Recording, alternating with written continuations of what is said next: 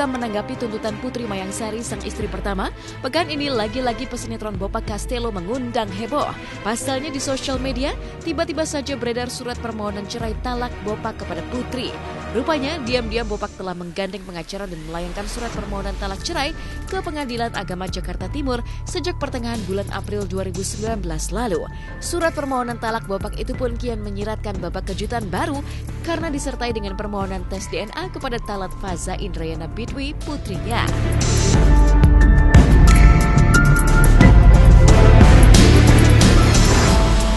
Ini surat gugatannya.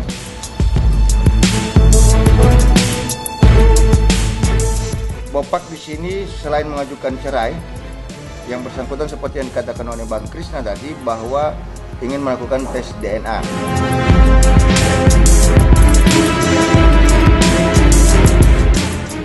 Kaget kenapa dia minta tes DNA. Sedangkan 2014 waktu Bopak gugat cerai Putri yang nggak sampai selesai itu, dia memenuhi semua masalah nafkah anak 7 juta sebulan. Ya kaget aja gitu kenapa tiba-tiba dia gugat cerai Putri lagi, terus dilampiri sama surat minta DNA gitu.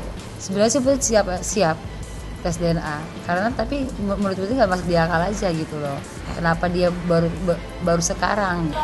Lah itu nanti kita di jalur hukum aja, Bapak nggak no komen lah kalau masalah anak.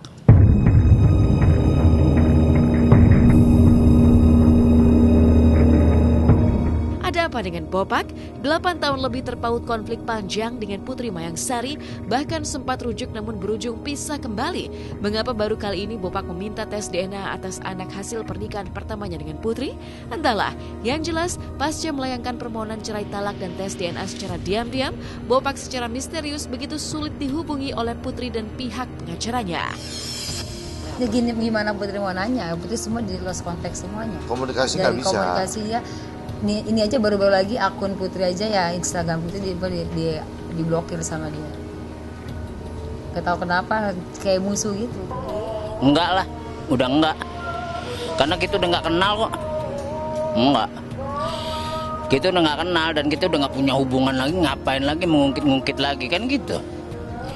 Toh masing-masing kan itu istilahnya dia memilih jalan hidup. Kalau udah memilih jalan hidup, konsekuensinya lu bertanggung jawab dengan diri lu sendiri kan gitu.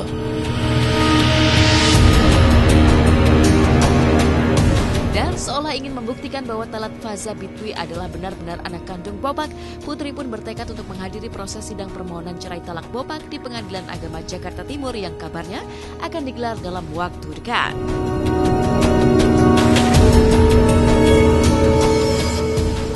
Ya datang tes mediasinya datang. Kalau menurut saya sih kan menyangkut masalah tes DNA sih dipanjang-panjangin aja. Toh di sini juga yang namanya Putri nggak menuntut berapa besarannya yang harus diberikan oleh Bopak ya Put ya. Yang penting bahwa ada tanggung jawabnya Bopak sebagai ayahnya ya kan untuk membiayai ya kan ini anak kan masih tumbuh besar perlu biaya, perlu apa, nggak usah dipanjang-panjangin lah. Tes DNA ini kan cuma untuk menghindar-hindar atau bagaimana lah. Ya kan menyangkut masalah biaya. Toh biayanya juga nggak diminta berapa besarannya oleh Putri. Kesanggupannya Bopak berapa kasih untuk anaknya itu sendiri. Tingkah laku anak Putri sendiri persis seperti Bopak. Banyak yang bilang anaknya mirip Bopak.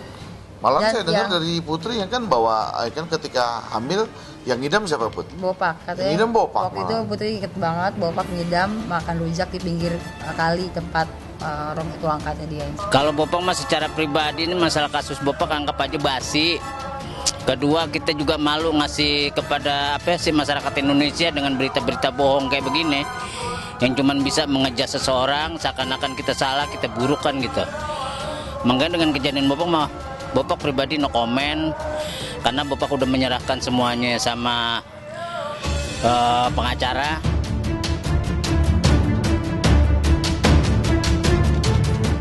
Mau tak mau, tanda tanya pun mencuat. Benarkah ada usaha menghindari kewajiban memberi nafkah di balik pengajuan tes DNA Bopak?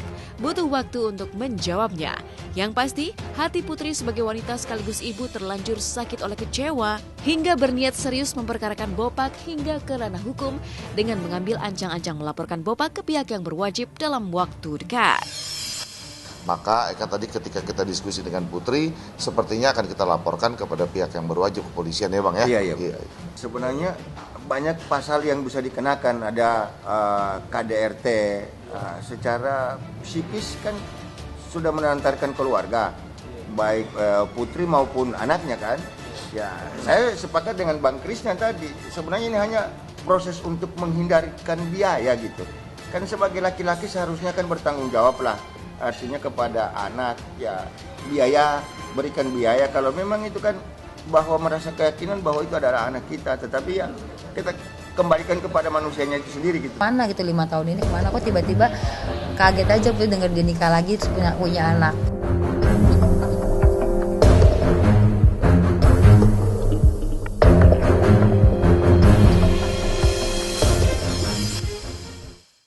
Memilih salah satu rumah sakit di Singapura sebagai tempat persalinan, Ruben Onsu dan Sarwenda akan dianugerahi anak kedua dalam waktu yang tak lama lagi. Tapi apa sebenarnya yang membuat mereka lebih memilih negeri singa dan jauh dari keluarga di Indonesia?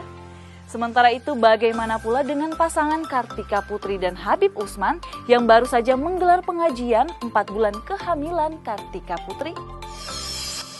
Sakitnya kan cacar air, terus tuh dibilangin sama dokter tuh yang hal-hal yang bahayanya lah, resikonya lah gitu. Jadi berat banget kayak penjalannya itu setiap hari stres. Jadi jangan lupa untuk subscribe Cumi Cumi. Ditekan ya tombol lonceng merahnya.